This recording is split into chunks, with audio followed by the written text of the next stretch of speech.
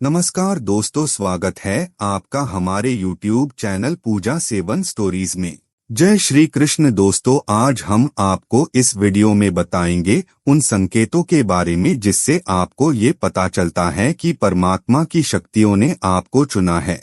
पहला संकेत, भविष्य में होने वाली घटनाओं का पूर्वाभास आपको हो जाना। यदि आपको भविष्य में घटित होने वाली घटनाओं का पूर्व आभास हो जाता है, आपको यह महसूस हो जाता है कि आने वाले समय में कौन सी जो घटना है वह शुभ या अशुभ घटने वाली है, तो भी आप समझ जाइए कि परमात्मा की शक्तियां की जो अटूट कृपा दृष्टि है वह आप पर है। ब्रह्मा मुहूर्त में जागना, ऐसा माना जाता है कि जो यह ब्रह्मा मुहूर्त का समय होता है उसमें दुनिया के केवल कुछ प्रतिशत लोग ही नींद से जाग पाते हैं, और अक्सर आपकी नींद प्रतिदिन ब्रह्मा मुहूर्त के समय में अचानक ही खुल जाती है। तो आप यह समझ जाइए कि देवीय शक्तियों ने आपको चुना है, क्योंकि इसी समय इसी विशेष काल में जो देवी देवता होते हैं वह जागृत रहते हैं और संपूर्ण ब्रह्मांड में विचरण करने आते हैं। दूसरा संकेत, जब आप साधना ध्यान में बैठे हैं, लीन है, और अचानक से आपको ऐसा लगता है जैसे किसी ने आपको आपका नाम लेकर पुकारा है। आप आंखें खोलते हो, इधर उधर देखते हो, लेकिन वहां पर आसपास आपको कोई नहीं दिखाई देता। आपको जैसे कोई बुला रहा है ऐसा आपको महसूस होता है, जैसे किसी ने आपको आवाज दी थी। तो आप इसे वहम न समझे, ऐसा आपके साथ अलौकिक शक्तियों के आसपास होने को दर्शाता है। अलौकिक शक्तियां जब आपके आसपास होती है तभी इस प्रकार के अनुभव होते हैं कि जैसे वह आपको आपका नाम लेकर बुला रही है। तीसरा संकेत, ध्यान अवस्था में कुछ दिव्य अनुभव होना। जैसे दोस्तों, अगर आप ध्यान साधना में बैठे हैं, मंत्र जाप कर रहे हैं और आपको एक तेज प्रकाश पुंज दिखाई देता है, कानों में झंझनाहट महसूस होती है, या किसी तरह का मधुर संगीत जैसे बांसुरी की आवाज, घंटियों की आवाज या किसी भजन की कोई भी ध्वनि इत्यादि आपको सुनाई दे, तो आप यह पहचान जान ले कि आप देवीय शक्तियों के सानिध्य में बैठे हुए हैं। यह सूक्ष्म ध्वनियां होती है जो अलौकिक शक्तियां आपको देती है कि आपके आसपास जो है परमात्मा की शक्तियां है और उन्होंने आपको चुना है।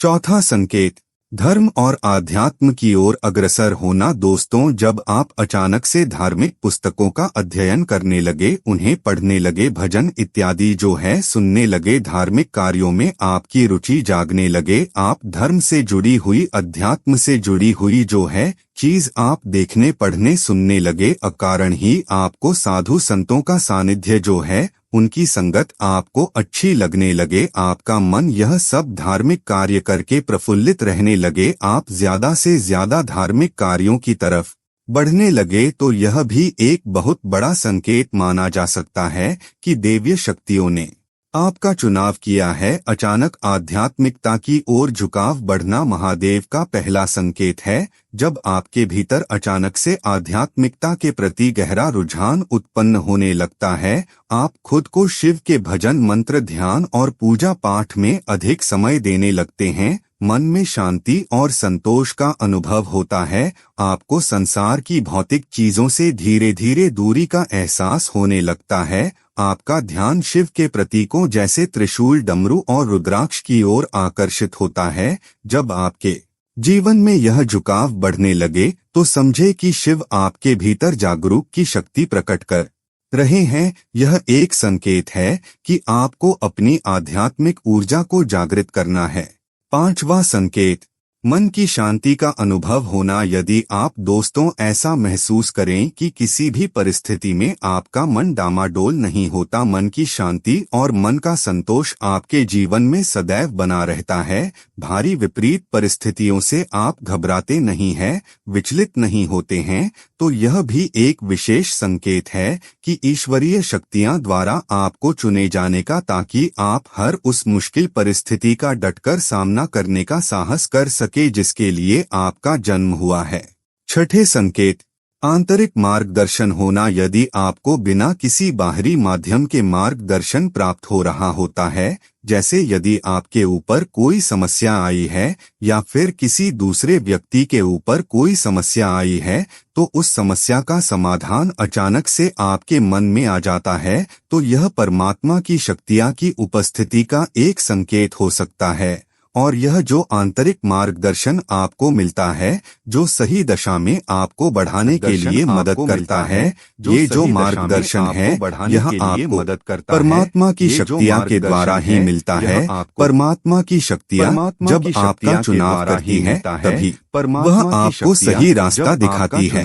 7वां संकेत, विशेष तरह के स्वप्न देखना। अगर आपको कुछ हटकर स्वप्न दिखाई देने लगते हैं, जैसे कि पहले कभी आपको दिखाई नहीं देते थे, अब आपको जैसे किसी भी मंदिर के या फिर तीर्थ स्थल के भगवान शिव की सिद्ध पीठ, शिवलिंग देखना, ज्योतिर्लिंग देखना, स्वयं को ऊंचाई वाली जगह पर बैठे या खड़े देखना, जैसे किसी ऊंचे पर्वत पर, पहाड़ पर खड़े देखना, या आकाश में स्वयं को घूमते हुए, भ्रमण करते हुए देखना, या सपने में अगर आप विशाल जंगल, पहाड़, पर्वत, गहरी विशाल नदियां, झरना, सरोवर आदि दिखाई दे आपको, जहां कहीं पर साधु संत जो है अपनी साधना करने जाते हैं, निवास करते हैं, ऐसे विशेष साधना करने के निवास, दैव शक्तियों के निवास स्थान अगर आपको दिखाई देते हैं, तो आप यह समझ आइए कि ईश्वरीय शक्तियों ने जानबूझकर आपको ऐसे दिव्य स्वप्न जो है दिखा रही है। दिव्य शक्तियां आपको कुछ विशेष संकेत दे रही है, उनके लिए आप कुछ विशेष है, इसलिए आपको इस प्रकार की जो है स्वप्न आ रहे हैं, क्योंकि उन्होंने आपको चुना है।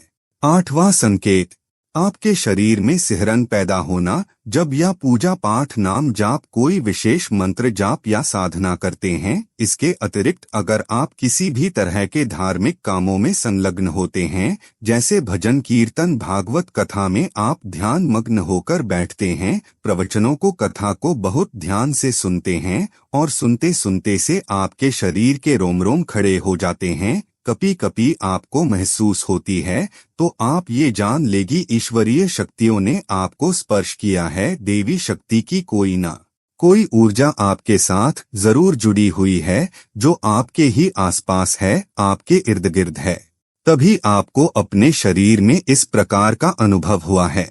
9वां संकेत, खुशबू का महसूस होना। तो दोस्तों, अगर आपको किसी भी तरह की कोई भी अलग विशेष तरह की सुगंध का एहसास होता है, चाहे वह किसी प्रकार के फूल की खुशबू हो, कोई इत्र की खुशबू हो, चमेली, केवड़ा, गुलाब, कपूर, धूप या अगरबत्ती, ऐसी कोई भी सुगंध आपको महसूस होने लगे जो इस समय में चीजें आपके पास मौजूद नहीं है, फिर भी कहीं ना कहीं आपको ऐसा लगे कि खुशबू तो आसपास है, कहीं ना कहीं से तो यह सुगंध आ रही है, तो भी आप यह समझ जाइए कि परमात्मा की शक्तियाँ आपके आसपास है, वह आपको स्पर्श करके गई है, आपकी मदद करने के लिए यह शक्तियाँ तैयार है।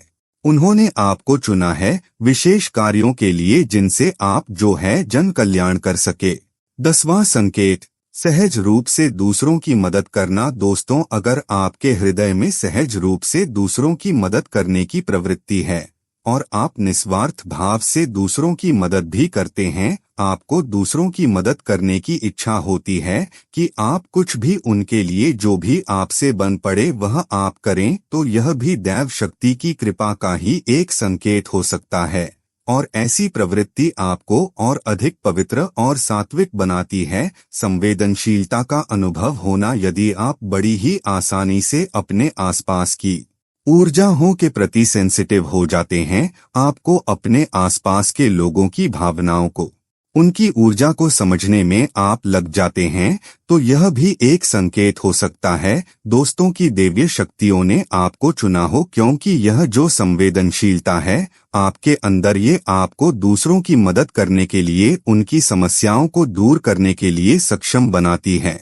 11वां संकेत, सच्चरित्र और सद आचरण। दोस्तों, देवी शक्तियां उन्हें ही चुनती है जो लोग शुद्ध पवित्र मन, पवित्र दिव्य आत्माएं होती हैं, जिनका मन जो है वह शुद्ध पवित्र होता है और जिनका आचरण, जिनका चरित्र सात्विक एवं सदाचारी होता है, जो दूसरों के अहित के में नहीं सोचता, जो दूसरों के दुख को, उसकी पीड़ा को अपनी पीड़ा समझता है और दूसरे लोगों की हर संभव सहायता करता है जितना भी संभव होता है। ऐसे व्यक्ति दूसरों की असहाय, बुजुर्ग, गरीब, लाचार लोगों की मदद करता है और न केवल मनुष्य बल्कि जीव जंतु, पशु पक्षियों के प्रति भी दया का भाव, प्रेम का भाव जो लोग रखते हैं, इस प्रकार के मनुष्यों को ईश्वरीय शक्तियां सदैव चुनती है, जो सब तरह के बुरे कर्मों से दूर रहता हो और नित्य प्रतिदिन नियमित रूप से अपने इष्ट की आराधना करता हो। तो दोस्तों, यदि आप भी ऐसे ही भाव वाले दिव्य व्यक्ति हैं,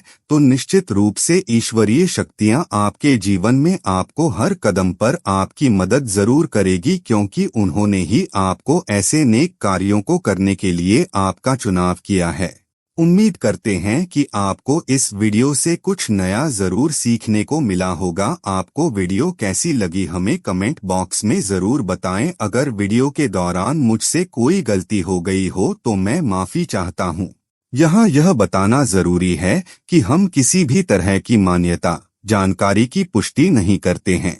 किसी भी जानकारी या मान्यता को अमल में लाने से पहले संबंधित विशेषज्ञ से सलाह लें। दोस्तों, अगर आपको ये वीडियो अच्छा लगा तो कृपया करके वीडियो को लाइक और कमेंट बॉक्स में हर हर महादेव जरूर लिखें और वीडियो को शेयर जरूर करें और चैनल को सब्सक्राइब करें। धन्यवाद। ओम नमः शिवाय।